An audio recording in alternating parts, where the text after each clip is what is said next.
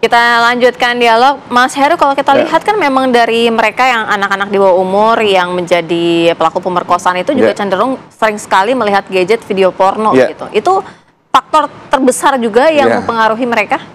Ya betul Mbak. Jadi para tersangka ABH, anak yang berkonflik dengan hukum itu, stimulannya ketika melakukan suatu kejahatan seksual biasanya ada stimulan berupa pornografi.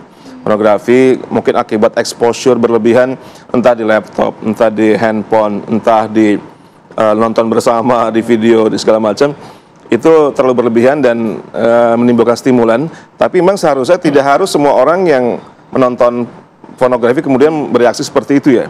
Karena ini jadi ada tidak tunggal faktornya. Ada faktor lain membuat sang anak kemudian terstimulan untuk melakukan kejahatan seksual. Bisa karena faktor psikologis, dia punya masalah psikologis.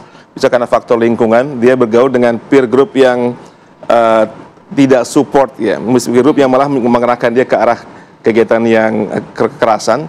Bisa karena masalah keluarga, kebanyakan masalah keluarga. Kurang terjadi ada family bonding di rumahnya, tidak ada ketahanan keluarga yang bagus, nggak ada role model dari pihak ayah ataupun dari pihak ibu, sehingga anak itu akhirnya nggak punya nggak bisa mengambil pesan-pesan kebaikan dari rumah. Dia mencari sendiri, akhirnya ketemu dengan peer group yang violence.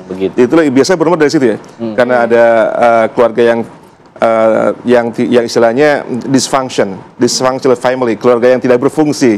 Akhirnya mencari teman-temannya destruktif dan biasanya juga ada pengaruh zat-zat adiktif ya, entah karena narkoba, entah karena alkohol, kemudian karena pergaulan atau terpapar kekerasan dari teman-temannya, dari yang orang punya pengalaman kekerasan sebelumnya, akhirnya itu semua berkontribusi untuk lahirnya kejahatan tadi, kejahatan seksual kepada anak, kepada sesama anak.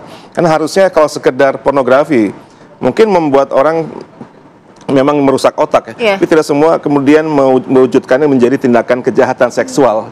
Ada juga yang mungkin hanya pada level otak tapi menyalurkan dengan cara-cara yang lain.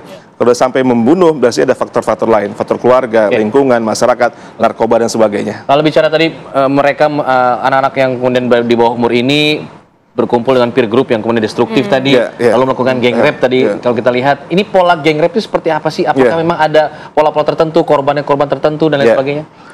Gang rape alias perkosaan oleh kelompok itu biasanya korban dengan sang pelaku atau sang tersangka biasanya saling kenal ya. Ada yang saling kenal, ada yang tidak. Dalam kasus Yuyun di Bengkulu, korban adalah teman mereka sendiri, korban dari para tersangka pelaku. Tapi juga ada yang gang rape yang korban tidak kenal dengan pelakunya, karena hanya mungkin melintas di depan dia pada waktu malam sendirian dan mereka sedang mabok, mereka sedang mungkin terpapar pornografi, kemudian mereka melampiaskan pada korban walaupun tidak kenal. Jadi ada yang karena kenal.